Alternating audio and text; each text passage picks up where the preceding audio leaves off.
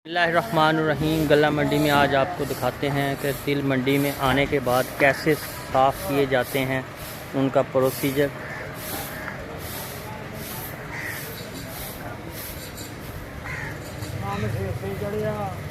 ये देखें ये बुज़ुर्ग कैसे साफ़ कर रहे हैं, कितनी मेहनत से।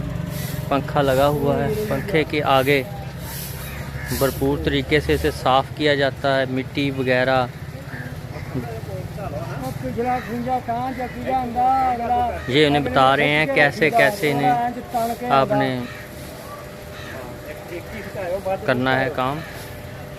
ये आदमी थोड़ा सा अनजान है, जो बुज़ुर्ग है वो सियाने हैं, वो उनको बता रहे हैं कि किस तरह आप तिलों को साफ़ करें। आज मंडी में तिलों का रेट 12,000 रुपया है।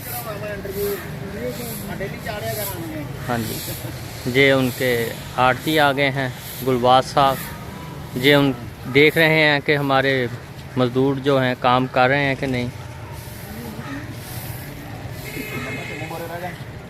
ये तिल वैसे ही नहीं आ जाते, इन्हें बड़ी मेहनत से साफ़ करके तो